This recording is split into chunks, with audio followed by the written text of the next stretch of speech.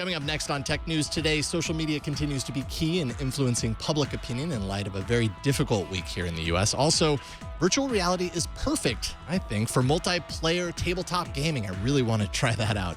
Facebook Messenger is getting in on the end-to-end encryption bandwagon, and Pokemon can go if the servers aren't no-go. Did that make any sense? Find out next on Tech News Today. This is Twit. Bandwidth for Tech News Today is provided by CacheFly at CACHEFLY.com.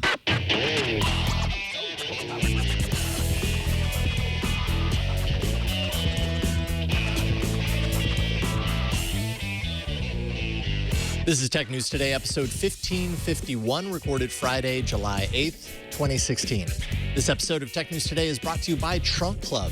Get clothes that fit and look amazing without ever stepping into a store again. Trunk Club will help you create the wardrobe you've always dreamed of with your own personal stylist. Go to trunkclub.com/TNT and join Trunk Club today. Hello, everyone, and welcome to another episode of Tech News Today. This is the show where we talk about technology news, sometimes news that's sort of technology, sort of social commentary, I suppose. At least that's the way it seemed the last couple of days. I'm Jason Howell, here with Father Robert Ballecer one more time to round out the week. How's it going, Father Robert? Well, now that I'm here, it's much better. Oh, really? Yeah, so that's how this, that works. this is like the sunshine of your day. This will be the height of my weekend. I'd be curious to hear what you have planned for the weekend. Joining us right off the top, we have Iain Thomson from The Register as well to talk about a few of these stories right off the bat. How's it going, Iain? Oh, pretty good. Slightly knackered after a late night last night, but getting along. Yeah, man. Last night was kind of crazy. We got a lot to talk about. Social media continues to play an integral role in how tragedies are played out on the court of public opinion. And, I mean, you know, we talked yesterday about the Castile shooting. And then, of course, there was last night's Dallas attack. So that's kind of why we brought you here, Iain, to talk about a little bit of this. We were kind of chatting a little bit on Twitter last night. As it was all going down. You wrote yesterday, first of all, about a topic that we did discuss yesterday, namely not knowing whether the video of Philando Castile's death was removed by Facebook explicitly or whether it was indeed a glitch, which is how they mentioned it publicly. You wrote about this. Tell us about what you've heard. Well, yeah, she wrote about it twice yesterday because it when the video the live stream that she shot of her boyfriend dying in the car, that was originally taken down for an hour. We contacted Facebook, and you're right, they said it was a technical glitch, and we wrote a story. I must have been rather cynical story, basically saying that there's no way on God's little earth that this is going to be a glitch. Facebook is one of the most technologically aware and savvy companies out there. They're founding force behind the Open Compute project. A single server going down and knocking out this video didn't seem very likely. Anyway, got in contact with some sources and got a concrete source who was saying that, in fact, the technical glitch was the local police trying to delete the video and eventually her account from her mobile phone. Now, the police haven't come back to us with a statement on this, but with regards to the sources that we've dealt with, they do seem to be trustworthy. If so, it's a pretty clear case of tampering with evidence. Yeah, so I guess this begins kind of the murky waters of this. So, and we're gonna answer or read an email from someone who wrote in, who's actually a police officer, and it totally ties in with this. But so these are the police that were on site. In other words, the police that were there in the midst of this entire thing going down. They basically at some point, sounds like an hour in, had the phone in their possession, obviously, and actually went in and went directly into the Facebook account and said, no, let's remove this from the history. That's kind of what it seems like.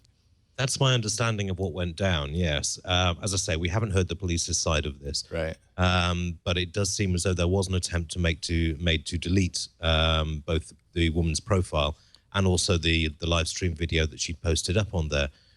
It's not that hard to do. They'd already seized her mobile phone and got her in the cells. And if she got the app on her phone, then you just have to click on it and you get full access to the user's settings. So it wouldn't be difficult to do. The fact that it came back up again, however, suggests that somebody at Facebook maybe thought something was wrong and got the profile reinstated.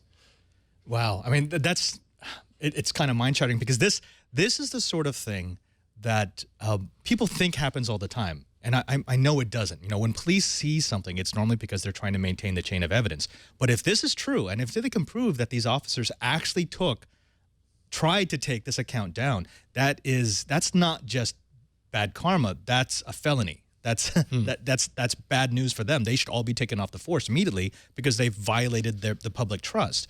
Now, I remember in the original story, she said, the woman who was arrested, she said that her battery was dying, and they took the phone away and they left it face up, so it was just recording Sky for a couple of minutes. Right. Which means at some point a police officer noticed that it was broadcasting, went over and tried to turn that part off, and that's I don't even know what to say. That's unconscionable. Now, what about Facebook? Because if let's say if law enforcement decides to stop this live cast, to then kind of remove it from the published sphere, let's say, and then Facebook takes it upon themselves. And again, we don't actually know whether it was in Facebook's hands or their decision being made that said, oh, we're going to put this back out there. But if that did indeed happen, could Facebook be held accountable for, I don't know, tampering with the tampering of the evidence if that is what happened? I don't know. What do you think? I don't know. My gut feel is that this was a single officer who saw it was recording, panicked, and tried to get away with it. I don't think this is a great organized conspiracy of sorts. Sure. There's obviously going to no way that we're going to know, but the governor of the state has promised a full investigation into the affair, and rightly so, as it turns out. I'm with the Padre on this. 99 times out of 100, the police are simply trying to secure evidence so they can go to a trial. It's just when you're dealing, it's the few bad apples case. Not in any way talking about Cook and Co, but no, I mean in these kind of situations, and we saw this again with the San Bernardino shooter's phone. It's people who don't really know what they're doing, mucking around with evidence, and making the situation much, much worse. And I can imagine in the heightened kind of the elevated circumstances that is this scenario that's playing out rapidly and, so fast that it's hard to really understand how one action can have such a dramatic effect on the entire scene. It'd be very easy for you to see that and be in that scenario and maybe not know what to do, although they're highly trained, so they should know the proper kind of recourse to take there. But I can also understand the kind of knee-jerk kind of panic reaction of, we've got to stop this. Well, you have to remember, this is not a new phenomenon. We're hearing about it more now, but police in general, and you can go to different jurisdictions, and there's always different policies on accountability, but they have the right to protect the integrity of an investigation. Sure. So if they think that you are interfering with that investigation at all, and that is a really, really nebulous clause there, they can arrest you, they can stop you, they can confiscate something that you were using to interfere with the investigation. The problem that we're running into now is we're actually butting up against what that actually means. Is it interfering with an investigation to broadcast something, some event live? Right. And some people will say yes, and some people will say no. And the problem is they're both right. You can really muck up an investigation if you're releasing information before it's framed properly. Sure. But at the same time, you're not. I mean, that's just what it is. It's live. It's as if it's a public event that everyone can see. So until we're willing to have a conversation where we sit down and actually discuss what we should and should not do, what we can and cannot do, this is going to keep happening. Yeah. So related to yesterday's discussion on these topics that we're talking about here, Mike from Florida wrote in to share his own perspective as a police officer of 8 years. He began with a point that many times the conversation is framed as, quote, police brutality or, quote, social justice, which in themselves carry certain implications that automatically imply wrongdoing on the part of the police. Mike says, the panel seemed very critical of the idea that police would seize, again, a loaded word, evidence, and implied it was as some part of a cover-up. We take or seize evidence because it is our job when investigating crimes. We are custodians of it and ensure that it is not altered, molested, destroyed, etc. The delay in releasing the facts of a case, another point of contention, is intended to allow us, the investigators, to gather all evidence and form a complete picture of what happened. We have a saying in the job that putting someone in handcuffs is never pretty. The logical extension of that is cases of extreme violence is horrific. These often brief flashpoint moments cause massive spikes in emotional response, kind of what we were talking about earlier, which is exactly what you don't need when trying to deal with the facts of an incident. Unfortunately, the court of public opinion is impatient, and the media is all too ready to feed that machine in the name of ad dollars and rating spikes. Okay, I agree, but I absolutely disagree, because this is not media trying to spike ratings. This is human nature. This is anytime you have an organization, of course, you're going to have some bad apples. And guess what? Those bad apples reflect on the entire organization, and the entire organization has to pay. I know this because my organization has gone through this. We go through this all the time. And you're held to a higher level of accountability. I'm sorry, that's how that works. So is it unfair? Absolutely. It is completely unfair.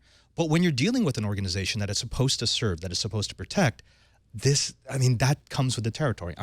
I don't want it to, but it does. Again, human nature. You're not butting up against media policy. You're butting up against how we perceive the world around us. Yeah. What do you think, Iain? Well, I'd add also that I thought he was talking about loaded language and media spikes, rating spikes, and advertising dollars. We actually have a job to do here, which we do take very seriously, which is holding people to account for their actions. Now, I agree with the Padre. There are two sides to this issue. On the one side, we have had cases in the past where a crime has been committed, and the first thing the police do is confiscate all the cell phones of people who are recording it. That makes sense from an evidential perspective, but it leaves a very bad taste in the mouth for those concerned. But at the same time, you want the maximum amount of evidence so that you can reach the judicial conclusion of what's been done. But I think also there is a role to play for things like this live streaming. One of the things that struck me watching that video yesterday was quite how out of control the police officer seemed. He was cursing and swearing and, just still had the gun pointed on the guy who was dying, making no attempt at medical attention with a 4-year-old girl in the back seat or a 4-year-old child in the back seat. It really did open up and make the whole thing slightly more human than a police report saying a man was stopped. The officer thought he had a gun, and that's, and it cast it in a very different light, but it cast it in a light which most people could relate could happen to them. For sure. Now, what keeps coming up is this whole court of public opinion thing. That seems to be the biggest challenge with social media and its involvement in tragedies like last night's Dallas protest. There, 12 officers were shot, 5 reported dead at this point. I don't have cable, so I was glued to Twitter for the evening, basically. When I opened up my Twitter at like 8:30 or 9, I put the girls to bed, opened it up, and I was like, oh my God, what's going on right now? We've all heard by now how Mark Hughes was tweeted out by Dallas PD as, quote, one of the suspects early on. He was quickly recused and proven to not be at all involved in the shootings as far as we know, yet the damage was kind of done at that point, right? Talk about court of public opinion. The Dallas PD Twitter account still had the tweet up until like right before we sat down here. I had a link to the tweet, and the big question was, okay, well, Twitter holds this power, right? The longer this thing is up there that says this person is a suspect, the longer as you can see right now, that they've since removed it. So I think they did the right thing. And he was smart because he went in. He turned himself in. Yes, almost immediately once the shootings began. If he didn't, you're asking for vigilante violence. Yeah. And wow, once you cross that threshold, what do you have left? Yeah. Rule of law goes away. Yeah, we've seen this before with the Boston Marathon bombings. Some amateur sleuths at Reddit took it upon themselves to try and identify who the bombers were. Just by using publicly available thing. They started this huge witch hunt against somebody, a guy who actually turned out to be dead at the time because he committed suicide a couple of weeks earlier. But at the same time, his family was put through hell because the kid had disappeared. They were now being told that, Reddit has identified this person as one of the people who bombed the marathon. The problem with social media is when we had disasters back in the days when it was print only pre-internet, then there was a certain sort of enforcement of you had time to think. The police had time to work out what was what and what wasn't. We didn't really find out about it until either the news came on that evening or the daily paper came out the next day. Social media is very useful in some circumstances to be able to get information out there fast, but that's also incredibly dangerous if that information is wrong. And we've seen this in the Dallas case. The temptation is to use it to go out and make your life easier, but The possibilities for cock-up are huge, and the repercussions, as you say, for vigilante justice are immense for the people involved. Yeah, this is at the same time, it's the most powerful thing about social media, which is you can get up-to-date information from multiple sources, and get all sides of the picture if you're willing to dive into it enough, which is great. But on the other side, it makes the knee-jerk reaction public. And we see that every time there's one of these disasters. I have to quit Twitter for a couple of days because there are people who are willing to retweet, to like, to favorite half-truths and untruths. And it just takes a life of its own on social media. And so, if you're not doing your due diligence and looking at multiple sources, the job that traditionally had been the role of the press, you can look at something like a Twitter feed or something like your Facebook timeline and come to a completely wrong conclusion based on what people are telling you are the facts. And that, again, that is really, really scary. Like Iain was saying, in the old days, and I'm not pining for the days of print media, but you used to have hours, maybe days, maybe even weeks to get a story right. Now it's, well, you've got seconds. You have seconds to get it out there, right or wrong. If you don't do it, people will forget you. Yeah, and that's a little bit scary. Scott Johnson yesterday. I mean, this is the kind of crazy thing about Twitter, right? It's like you see a tweet and you don't have any context around it, but it's very easy to trust what you see. Dallas, as an example, Dallas Police Department puts out a tweet with a man's face that says this is a suspect, and immediately, whether he's proven to not be very quickly after or not, which he was, still it's like that court of public opinion has already been formed. And Scott Johnson last night, when I was following kind of the whole Twitter stream, had said social media is nothing but a huge mass of confirmation bias tonight. You kind of get what you hope to get out of what you see, because all you're really seeing are 140 characters. You're seeing these little bits, and they can either confirm your belief or confirm the opposite of that, which is what you expected or whatever it happens to be. And that's such a confusing place to be when such a confusing situation is unfolding. No one really knows the truth, and yet we're so tied to this social media aspect of it. And finally, Iain, you wrote about what is possibly the first time a U.S. police robot has been used to detonate a bomb that ultimately ended the gunman's hours-long standoff with Dallas police yesterday. Tell us about that. Indeed, there was a press conference by the head of the Dallas police today. Basically, he said that they'd cornered the guy in an office building on the second floor. Negotiators had talked to him for a couple of hours, in which he'd said that he was looking to kill police officers, white people. He was looking to discredit Black Lives Matter, a whole variety of stuff. But then talks broke down and he started firing again. So the police took one of their bomb explosives robots. Now, usually, if they find a suspect package, once they've cleared the area, this robot will take an explosive charge up to the package and then blow it up in a controlled detonation.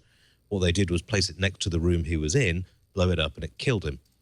So yes, this is apparently the first time this has been used domestically within the US, although, using robots to kill people has been used since the Second World War. So there's nothing new on the military side. But when it comes to the police using this, there doesn't seem to be a lot of debate about this, which I find rather worrying, in that, we've set quite a precedent on this one. There was no, they weren't going to starve him out. They weren't going to sort of try and talk him down anymore. It was like, right, he started firing again, let's just blow him up, which I think is a very worrying precedent to set. Explain that. I'm curious, because I know, again, it's so hard for me to put myself into the situation of the scene. Obviously, you want to try and end this scenario with someone who's alive, so you can answer a lot more questions and everything. But man, they had already been put through the ringer so much that kind of makes sense to send a robot in there and just be done with it. No, I can quite understand not wanting to put any more when you've just seen 12 of your compatriots gunned down in the street. Yeah. You're very, very unlikely to actually going to want to put a human being in there. At the same time, I do kind of it's part of the job description. Sometimes putting yourself in harm's way for the greater good of society is kind of what the police do. Now, I'm not suggesting they should have stormed in there, but I think going from waiting a couple of hours and then blowing someone up, I do think that's a worrying precedent. I don't think this is, you should try and get people alive at all costs. A, so you can get as much information out of them as possible, and B, so they can rot in prison for as long as physically possible. I think just we weren't there. We can't possibly make the kind of judgments that these people are trained to make. But I have to say, I did find it a little bit worrying that it was just like, oh, right, they blew him up. And nobody seemed to think, well, hang on a second. That's kind of an interesting precedent to set in these kind of situations. There's a lot of unanswered questions as a result. Yeah. Iain Thomson from The Register. Always a pleasure getting you on the show. I mean, maybe pleasure is the wrong word because this is such a weighty topic, but we really appreciate you weighing in on it. No, usually it is a pleasure. I mean, it's always fun chatting to you chaps, but it's a very grim day in the United States at the moment. So let's hope for a better week next week. I'm looking forward to it. All right, have a great weekend. We'll talk to you soon. Speak to you soon. All right, coming up, we chat with Sam Machkovech from Ars Technica about a few gaming stories from throughout the week, and I'm pretty sure we might throw a Pokeball or two. But first, let's take a minute to thank Trunk Club. They're the sponsor of this episode. Summer is here. I'm so happy about that. Nice warm weather, but I realized that my clothes, my wardrobe is not quite up to snuff. I'm missing a lot of key ingredients. Maybe you don't have short sleeve button downs, shirts, t-shirts, lightweight blazers, swimwear, all the stuff that you're going to need in the warm summer weather. If you're looking for beach formal attire, grown-up graphic tees, whatever you're in the mood for, let's say. Trunk Club is a shopping game changer for men and for women. With Trunk Club, you'll never have to step foot into a store for your clothing needs again. Plus, you get your very own personal stylist for free, and you talk with them. You check in with them from time to time and let them know how they're doing and are they getting your style right? Are they missing the mark? I actually need more shoes of this type or whatever. You work with them directly. You just type in your measurements, you share your style, your spending preferences, and first of all, that's going to connect you with the right Trunk Club stylist at the top. And then he or she is going to contact you. You can talk on the phone, email, or messenger to kind of get a better understanding of your unique look, your taste, learn more about what you're looking for.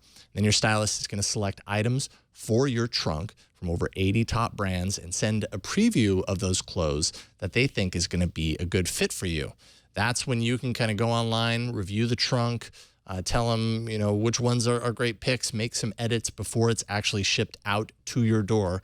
And from there, you have 10 days to try on the clothes and, kind of see what you like and what you think doesn't fit. Is the style right? Is the length right? All that kind of stuff. You keep what you like, you send back the rest, and that's it. You've got some new clothes for your wardrobe. Trunk Club is not a subscription service, and shipping is always free in both directions. It's premium clothes, expert advice, no work, thanks to your very own personal stylist at Trunk Club. Trunk Club is backed by Nordstrom, which means they have the highest standards in quality and customer service.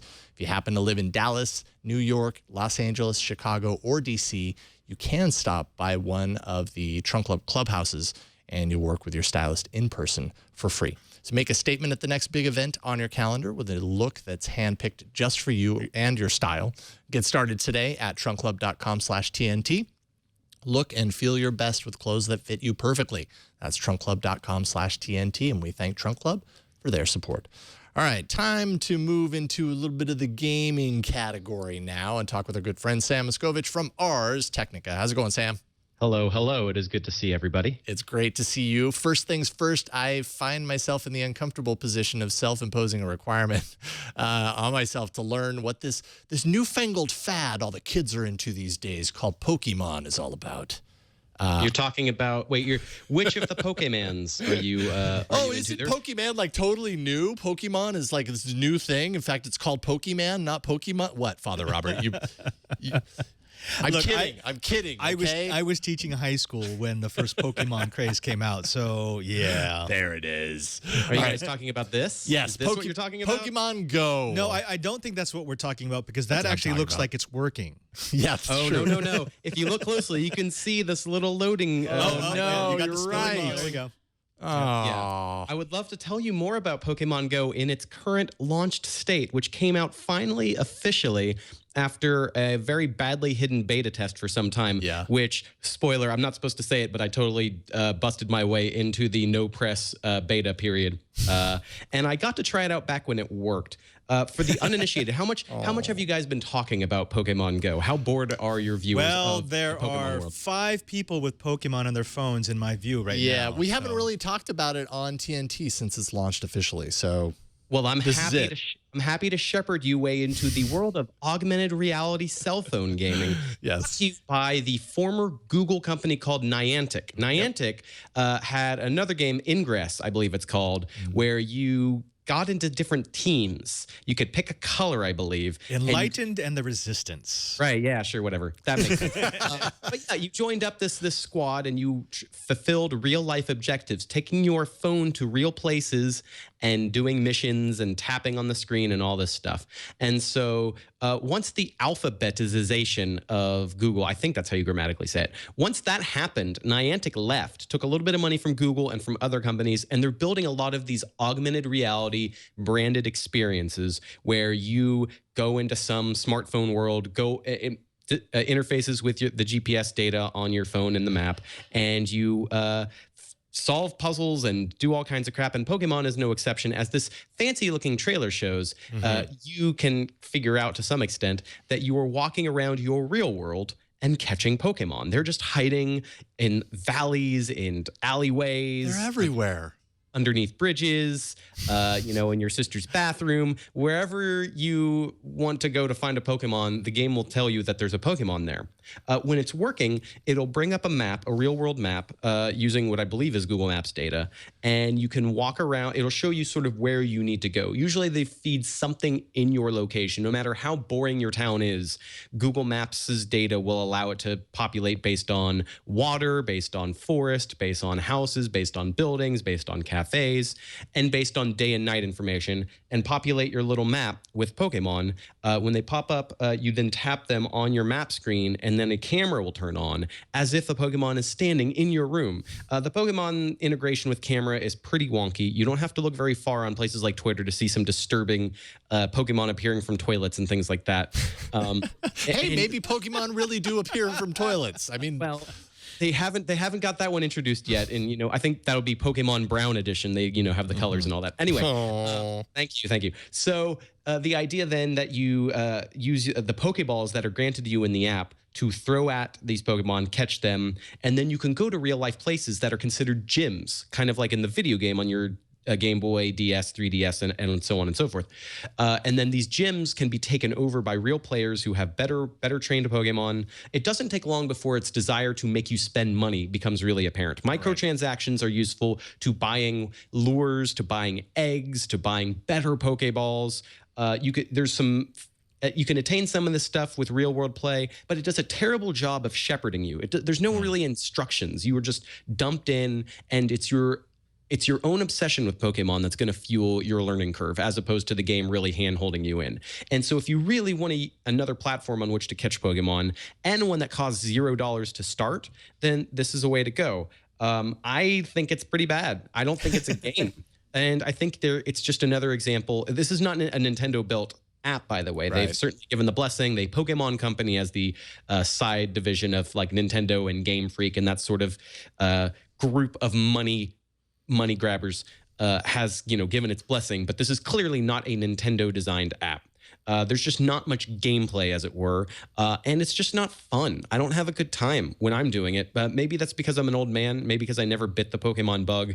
But you can't assemble teams, you can't get into the sort of fighting. It's a very bare bones thing about the collection, as opposed to the rock meets paper meets scissors meets electricity meets confusion based, whatever.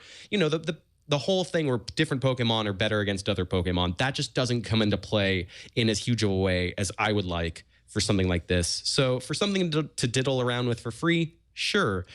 We had a story go live at Ars Technica today about how things can go wrong because the problem with the app, my biggest problem, especially for little kids, and be mindful parents, it wants you on the app to be exactly on top of where it says a Pokemon is. You can't just see something on your map and it be, a block away and go, well, that's close enough. It wants you right on top of it. And there was a news story today that came out about a woman jumping a fence near her house to go to a river on the other side of this fence, discovered there's a police report. It's pretty bad news.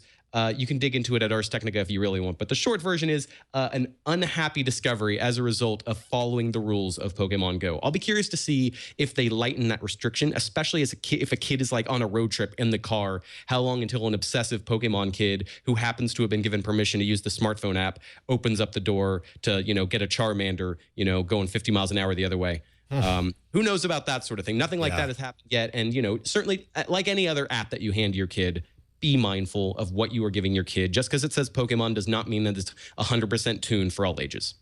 Ingress. I bought into the Ingress thing. Yes, you were way into it. For about a year. And you know what? The game itself wasn't fabulous. It was interesting, but what I enjoyed about it was we would have these like raiding parties. There'd be 30 of us that would gather, and we'd go through San Francisco and turn all the portals blue, and then someone would come back and they'd turn them all green. We had the exact same problem. Some of those portals were deliberately put into places that were very difficult to get into so that they could have like their base portal. And you'd have people who would rent helicopters, rent boats. They would jump fences late at night to try to get into these areas. That still happens. I mean, there's a policy saying you should not do that, but it still happens. So I don't see you curing that in the new version, Pokemon Go. I saw I saw something on Twitter. It was a snap of a Facebook post by a police department that it was basically saying to all the people who are coming here because of Pokemon Go, blah, blah, blah, blah, blah. So, I mean, yes, it could lead you somewhere where maybe you don't need to go, or maybe, I don't know, maybe you shouldn't. There used to be one right at the beginning of Edwards Air Force Base.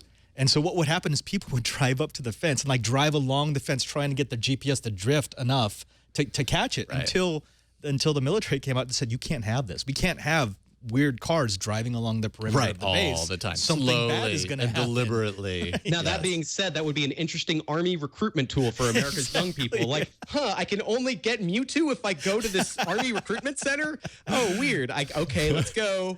Well, that's how they tried to monetize Ingress. They had for a while, they had a deal with Jamba Juice, and Jamba Juices were always portals. And you could like capture the portal, and then you could get a free juice. I have a lot of inappropriate jokes to make about all of the businesses and all of the E. coli that could be related to what you catch.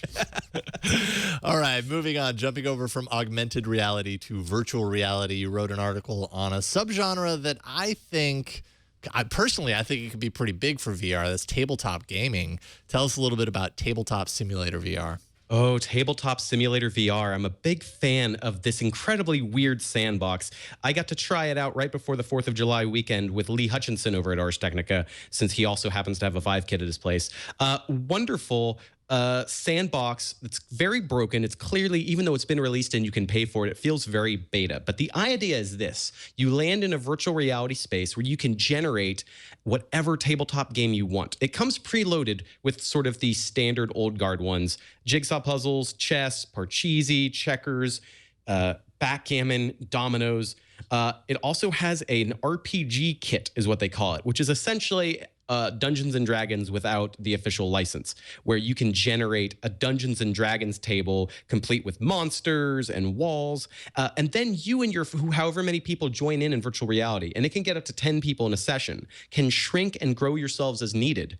And so you can essentially have one person be the dungeon master in virtual reality and puppeteer all the figurines and all this other stuff and limit what everyone else does. That's cool. And while the people who are other people can shrink down and be the little miniatures in the D&D game, and they can be restricted to what they can and can't touch. So that's like, oh, you can only touch the dice, and there's this giant 10-sided die right above your head, and you can grab it and throw it, and that sort of thing. It does not require virtual reality. You can actually play a limited version of this with your mouse and keyboard, but because you're manipulating these sort of 3D objects, it does feel better in VR, especially because it doesn't put rules. Like here we are messing around with dominoes. There's no restriction. We're not required to play the official way with chess or checkers or dominoes or whatever. It's sort of saying, here are all the pieces. You can mess around. There's even a table flip button. It's a dedicated table flip button where at any point you just tap it and boom, all the pieces go flying and the table goes flying, and then you have to regenerate to start over. Can you undo that?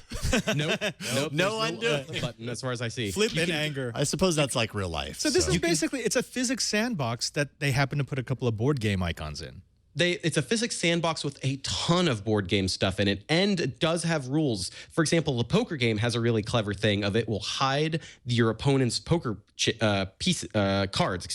So if you're playing Texas Hold'em, you can be at the table and you can be a dork and throw chips around and make fun. But if you want to play seriously, it knows some of the basic stuff and has these rules that you can set. Even better, this is the thing I think is really cool, is how much content you can import into it. So the game has its own store where you can buy. If you see right there, there was a little window of different games on the right. Those were all for sale, including Zombicide, Tiny Epic Kingdoms, Cosmic Encounter. These are not big popular Mattel games or anything like that. You're not going to find them at your Target or Best Buy. But these are games that super nerds really love. And you can pay just a few bucks to get their official parts in your virtual set as if a way to try it out. So imagine if you have a board game group from college. They've gone all the way across the country and you want to try out a new board game. You can pay to download its assets. You can even upload your own board game ideas, your own prototypes, and mess around. I have friends who work on board games, and they've already said that they want to test this out just to be able to have that quicker access of, okay, let's prototype. What's it feel like to actually have these pieces? Do these cards make sense all laid out on a table that's set to scale? The possibilities for this sort of thing, it's super fun. It's super geeky. You can just be a dork, like you can see here with this D&D sort of set. At one point, Lee just grabbed one of these dragons and just went rawr and flew it around like a 5-year-old with no shape. And I think, honestly, I have had less fun and paid more money for a video game. Just being able to do stupid stuff like that. It's a very specific yet open sandbox. There I am now standing in the D&D world you can see on the screen. That is just so cool. I'm sorry. That's awesome. We've got a VR world right now, a VR room in the back here. I want to be playing this right now. I know. This looks really cool. Can you make your own games? Like, you can make your own games. You can just go in there and just, that's awesome. It's got a ton of pre-built assets. So if you don't want to render anything yourself, you can use what's in there, the colored pieces in the different shapes, and do something rudimentary. And then it takes a lot of different 3D files. So if you really are an aspiring graphic designer or game designer in any way, it's not hard to import stuff and mess around. So if you happen to have a Vive, I put that right at the top of the list of things for your own enjoyment, let alone the one that you show off when other people show up. That'll be the game that people will walk over and like, I want to try out your virtual reality. And it's like, hold on, I'm almost done dorking out in fake checkers. Yeah. So, and that you'll want to convince all of your friends to also get VR and then get it, because then you can all have, I want to see how long it takes for there to be 4 people in the same room, all wearing Vives, playing a board game in a virtual world. No, board games will always be best, but if you've got friends across the country, this is very surprisingly good.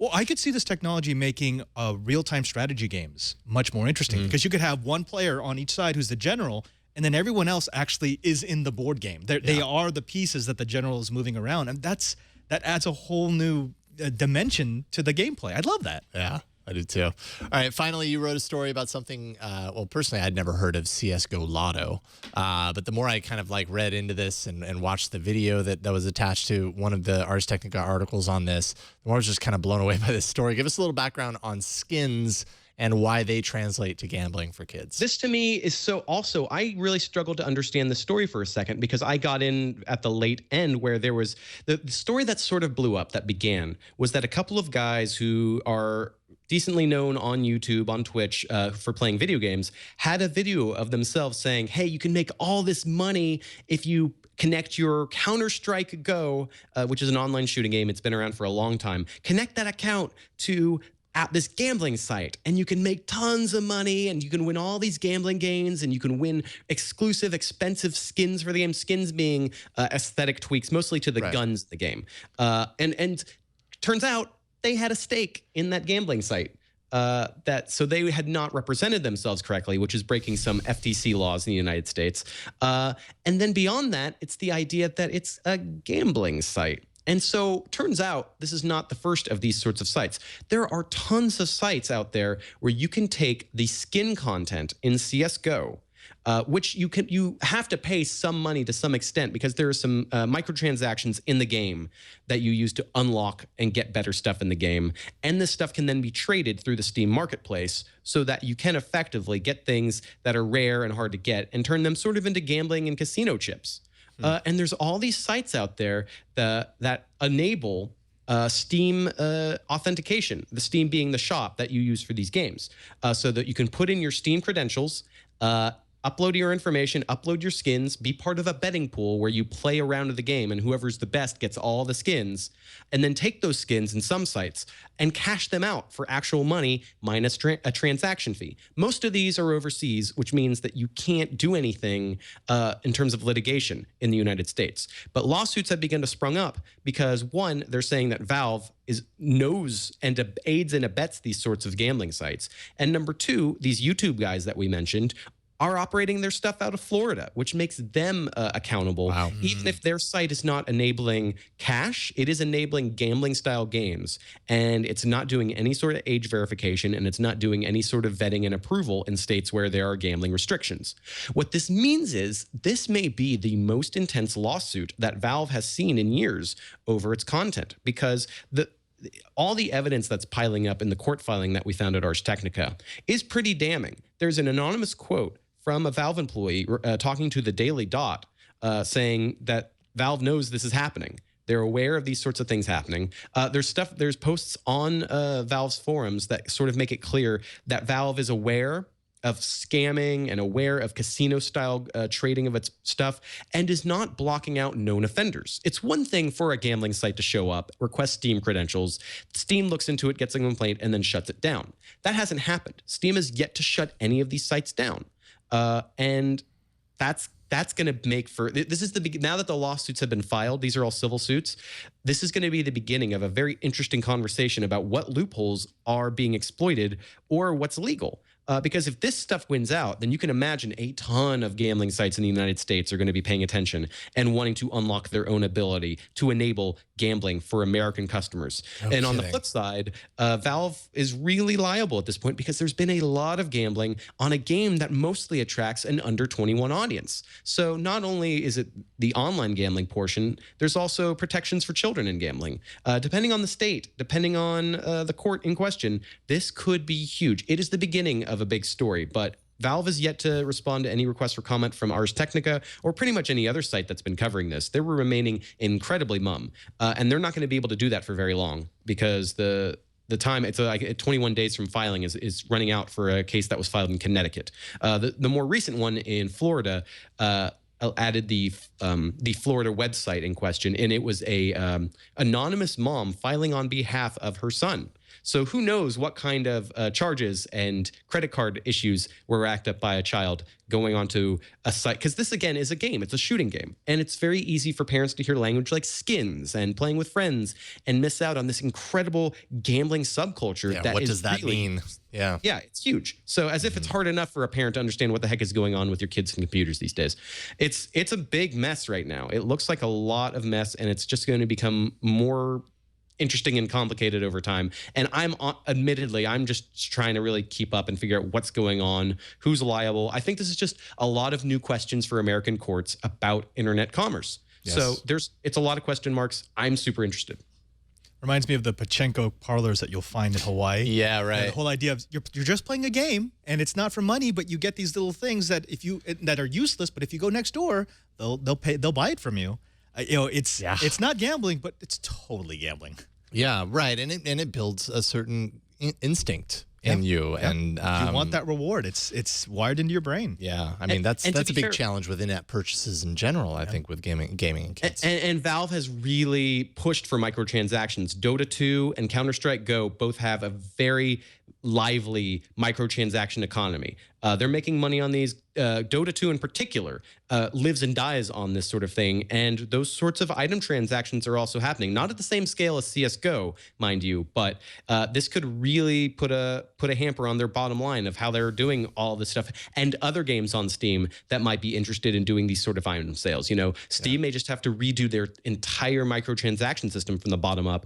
So that could really, the only good news for them is that they're a private company, so they're not about to really get hurt in terms of the quarterly returns kind of issue that they might run into if they stopgap this. But Stud could really hurt them, could really blow up the way they make games from here on out. So, and we're probably very soon going to hear a lot more about that in the next week or two. So, Sam Machkovech, Ars Technica, always awesome getting you on every Friday. We really appreciate you taking the time to do that. What do you want people to know at this point? I what you're have working some on. video game reviews coming up this coming week. 2 of my favorite games of 2016 are coming out next week.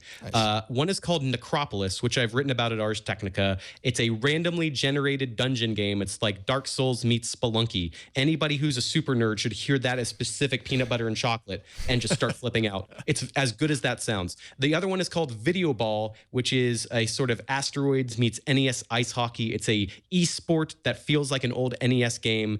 4-player, soccery, basketball-y, NBA jamish, retro-y action. Real tasty. I get to spend this weekend working by playing the heck out of them, and I'm very excited. So I'm going to go do that. You guys have a lovely weekend. It's always good to see y'all. Yep, will do. You too, Sam. Have fun. See you later. All right, TNT's fan of the day is Trenton Moody at MoodyTrenton93 on Twitter, who says, I woke up and found a Charmander in my bed. Now I'm going to listen to TNT while I go catch them all. Attaboy. Show us how you watch or listen to TNT. Just record a video or take a picture of yourself or your setup or your Charmander and post it on Instagram, Google+, Twitter, or Facebook and use the hashtag HowIWatchTNT, and we're going to find it. I expect we're going to get a bunch more Pokemon related How I Watches. You know, going back to that other story, I don't think it's right to sell skins, but I will sell you a Mewtwo and a Pikachu that I just caught for $50. So. You're talking to the wrong person. I'm not going to buy that from you. It's just not my cup of tea. But I will play the game for the next few days if the game will let me. Just give it to your kids. Let them play it. The last thing they need is another reason to pick up my phone and use it. Finally, we'll do a quick three-fer, if you don't mind, because we focused on a few key things this episode. There's other tech news out there. First, Facebook is about to bring end-to-end encryption to its messenger service, starting with a small beta rollout today, ultimately leading to a system-wide rollout late summer, early fall. It's going to use the Signal protocol that's created by Open Whisper Systems, same protocol used by WhatsApp, in Facebook's WhatsApp, I should say, as well as Google's upcoming messaging service, Allo. And it's going to be opt-in. It's not going to be by default. That's a problem. That's going to kill it, because unless it's opt-in, people will not turn it on. It'll be like two-factor authentication.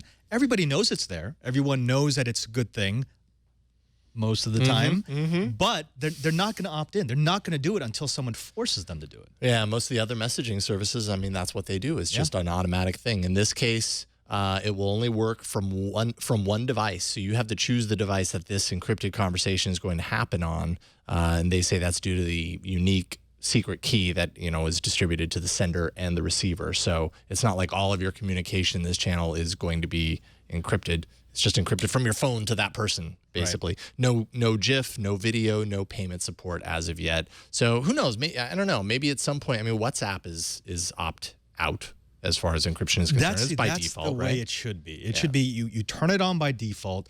Let them use it and see what kind of overhead it adds to their typical daily work process.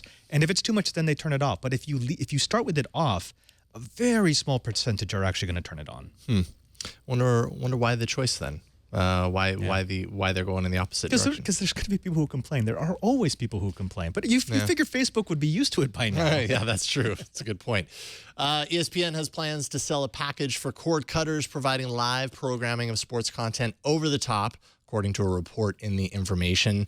They've played around with this a little bit in the past. The downside, at least for now, appears to be the fact that big league content like the NFL and the NBA will not be offered. Instead, it's going to show more like college sport offerings and smaller niche leagues. But starting point, I don't know. Is this something to get excited about? No. I mean, we've heard. I can tell. We have heard so many different offerings like this from not from ESPN, but from other companies that have like, okay, and we expect that the major sports leagues are going to join up any day now. Yeah.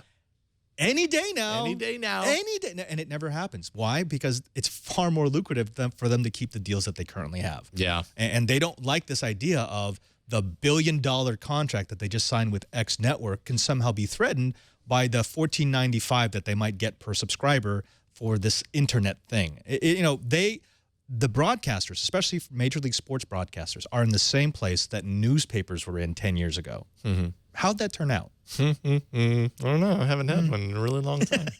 Finally, if you're one of those people who still loves the idea of a hardware keyboard on your BlackBerry device, have no fear. Though the company announced it has ended the run of the BlackBerry Classic, it made sure to clarify via a tweet that it has no intention of sidelining the keyboard form factor, at least not entirely. It has 3 rumored upcoming Android-based BlackBerry devices in the queue, and of those, 1 is rumored to have the keyboard. So if you like the keyboard, they're not abandoning it. And obviously that's smart because that's a big part of BlackBerry's identity, and it makes a whole lot of sense. Now, did you ever have a phone with a keyboard? I did. I had a BlackBerry. It was my first smartphone. I want to say, was it a BlackBerry? It was so long ago that I can't remember which one it was. It was when I was at CNET. It was like maybe the date will give it, but it was the BlackBerry back in like 2007. See, I had a Windows phone with a keyboard, and it was not Windows 10, not Windows Mobile. It was a Windows CE device, an HTC MDA. I think it was called a Wizard. And I really missed that keyboard for a very long time because it had one of those where the entire back would slide down. So it was a larger keyboard.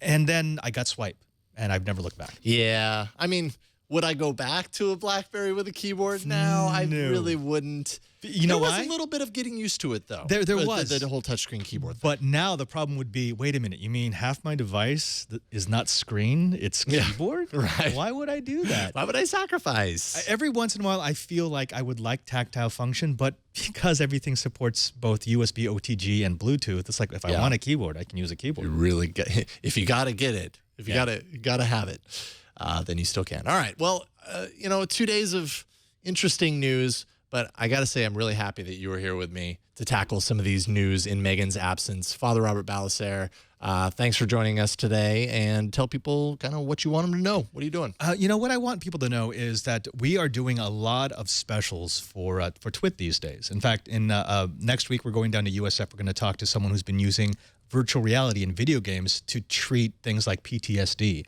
The week after that, we're going down to the Wearables Conference in San Jose. So if you want to see what Twit does outside of the studio, make sure to go to twit.tv/specials because it's some fun stuff. Yeah, you're having a lot of fun getting the chance to kind of travel, not just over the Bay Area, but you've been in a lot of other places outside of the Bay Area. And Twit's been to Barcelona. We're going to Berlin for IFA. We're going to be down in Los Angeles for the auto show. I'm trying to get over to Detroit for their auto show. So nice. If there's something you want us to cover that you think we need to be at, make sure to let us know. Let us know. Thank you, sir. Always a pleasure. Monday's guest will be Jonathan Strickland again, the triumphant return a mere couple of days later from How Stuff Works. TNT records live every Monday through Friday at 4 p.m. Pacific, 7 p.m. Eastern, 11 p.m. UTC at twit.tv/live. You can always take part in the show. I hope that you do and will by emailing us at tnt@twit.tv. You can also leave us a short voicemail, 260-TNT-SHOW. And you can find the show on Twitter. We're at Tech News Today TV. And if you just want one place to go, if there's one thing you need to remember, is the site for TNT. That's twit.tv/TNT. You'll find everything you need there. And finally, I'm on Twitter. I'm at Jason Howell. Thanks to our technical director, Kara Cole. Thanks to Mario for running the words on the screen and for showing me his Pokemon Go screen throughout the show. Very happy that it's working for you. It didn't work for me. Thanks to you for talking tech with us. We'll see you all on Monday. Bye, everyone. Woo! Ciao.